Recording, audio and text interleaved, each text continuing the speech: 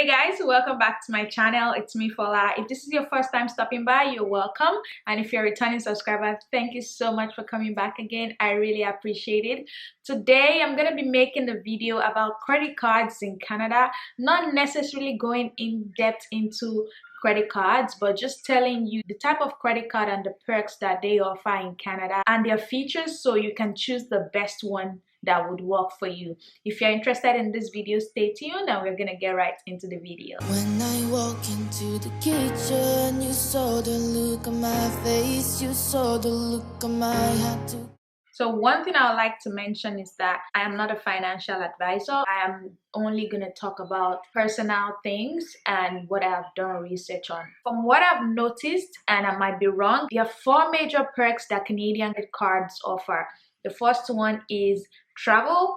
The second one is rewards credit card. And the third one that they offer is cashback. And the fourth one that I noticed that probably only Scotiabank offers that is movie points, where when you use your credit card, you get points that you can use towards watching movies in the cinema. So how do you get these credit cards? Usually you just have to go into the bank to request for it. Personally, I have 3 credit cards. I have a cashback credit card, I have a SimPoint credit card, that's the one for movies, and I have an American Express credit card. My first credit card, I just walked into the bank and I talked to them. At that point, I did not know the different features of the credit card, and the person I spoke to just recommended the cashback for me because I told him that I was a student, and I was like, wow, if you're a student, then you would like to get the cashback so that when you spend money, you get money back. So let me tell you a bit about the cashback. The way most of the credit card works are similar depending on your bank. So each bank has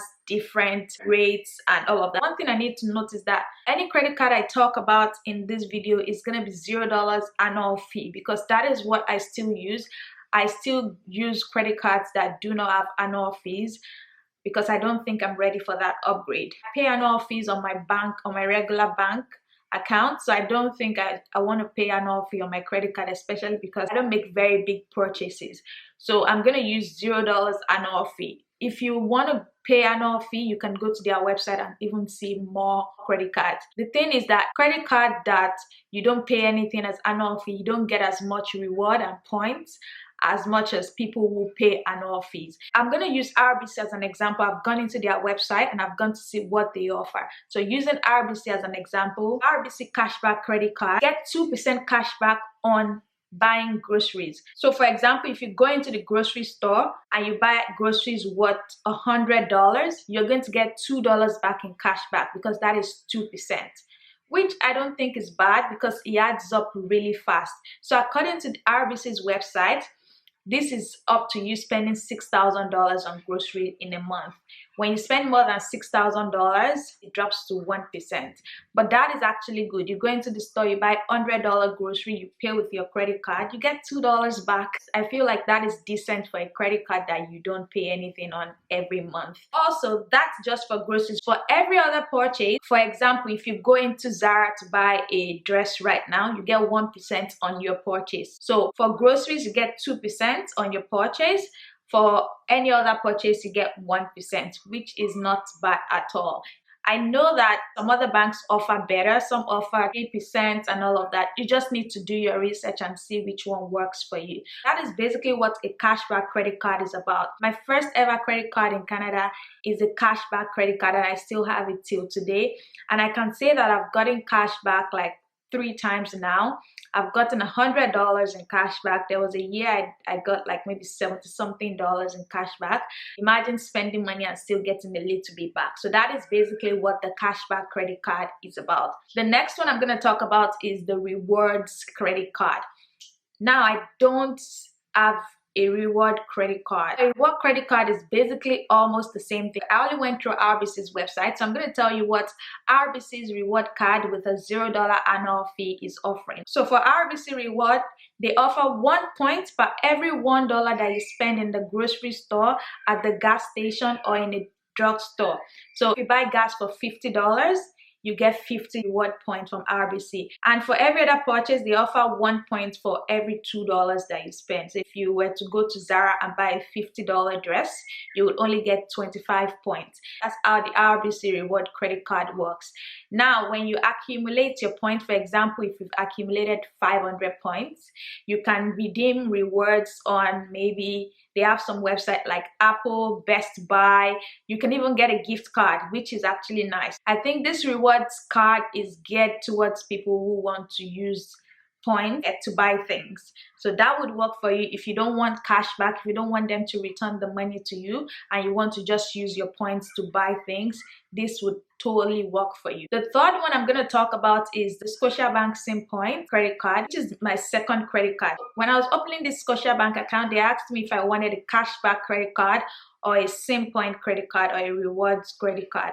And I told them I wanted a SimPoint credit card because I already got RBC cashback credit card. That was 1 year later after I got into Canada. I already read up on these things and I was very aware of it. So I made sure to ask them. And I decided to go with the SimPoint because I kind of like going to the cinema. And with this SimPoint credit card, for every $1 you spend, you get 1 SimPoint. And when you accumulate 1,250 points, you can watch 1 free movie, which is nice. I haven't really used this credit card in almost a year and a half now because of COVID. Cinemas are closed. I think I only have like 2,700 points on it, so I can watch 2 free movies. But this is the third kind of credit card. So if you're a movie girl or movie guy and you like to go to the cinema, you like to enjoy movies, I would advise that you get this SimPoint credit card so that you can just be accumulating points and you can go into the cinema and watch free movies. And the final one, which is the travel point credit card, I also have this. I have the Scotiabank American Express credit card. I did not go into the bank for this one. I got a call that I was pre-approved for this credit card and I didn't have to go through any credit checks and I decided to go for it. So this one, also the same concept. $1 that I spend is 1 point. And the points that I accumulate on this American Express credit card is basically for travel. So right now, let me try to open my app and see. I am currently taking a look right now. I've gone through their website. I've seen all of that. And I see that if you have like 40,000 points, you can literally get a free flight to maybe go to Ontario. Different destinations have different points. It's just basically monetary value. So for example, if the flight ticket is $500, they're going to convert it to points and see how many points you need. Also, with this American Express credit card, one thing I've also noticed is that I can redeem my points for credit. I'll try to show you what I mean by redeeming my points for credit. So right now it says that if I have 3,000 points, I can get $20 back. If I have 4,500 points, I can get $30 back. If I have 75 points, I can get $50 back. It's quite a lot, but the maximum that it shows here is that if I have 71,500 points, I can get 500 Canadian dollars back. So with the points that I'm accumulating on this American Express, I can either use it for travel or I can use it to get money back. And I see that you can also probably shop with it. A lot of these things are very flexible, even though the card will say, yeah, it is basically for travel, but you can still use your reward for something else. I feel like it's only the movie one and the cashback one that is kind of fixed. With the rewards one and this travel one, I think it's kind of flexible on what you can use it for. Personally, which one do I enjoy the most? I would say that at every period in my life, I have enjoyed different credit cards. While I was a student, I really enjoyed the cashback credit card because there's nothing like you just sitting down and getting an alert that $50 have been deposited into your credit card account because you got a cashback. That is sweet.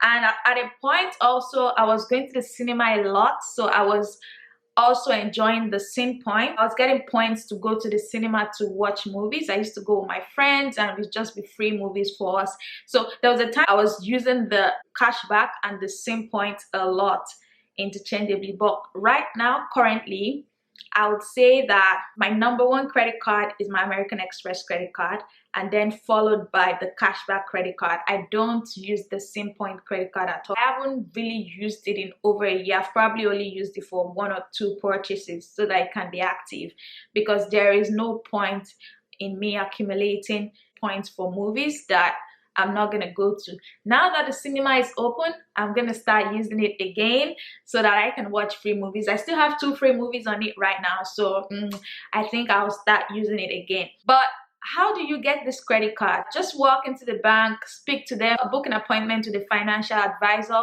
or you can even request for it online. You can request for a credit card online. They're going to ask for your details and they're going to do a credit check to see if you qualify. It's totally dependent on you, on what kind of credit card you think would work for your lifestyle. If you are rich, you can choose credit card where you pay an annual fee. But if you're new, or if you're a student, or you don't think you make extremely big purchases like that, I don't think you need to get a credit card with an annual fee, because really it's just a personal choice of mine. I don't think I'm going to change my credit card in another 2 years to one which I'll be paying an annual fee, because I don't need it that much. When I have a family, maybe. When I become a big girl and I start doing big girl stuff, maybe. But right now, I don't think so. One thing I also need to mention is all of my credit cards are $1,000 minimum. I can decide to contact the bank and increase them, but I have decided not to, because I don't need it. If I want to make a purchase that is more than $1,000, all I have to do is transfer money from my bank account into my credit card so that my available credit is going to be very high, and then I make the purchase. So for example, my credit limit is $1,000.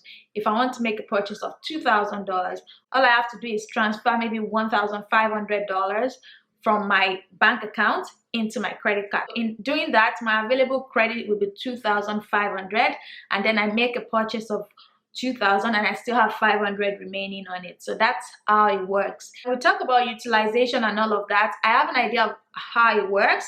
I know how I've been able to increase my credit score and that, but I don't want to talk about it right now, because I only know about it in my personal situation and it has worked for me.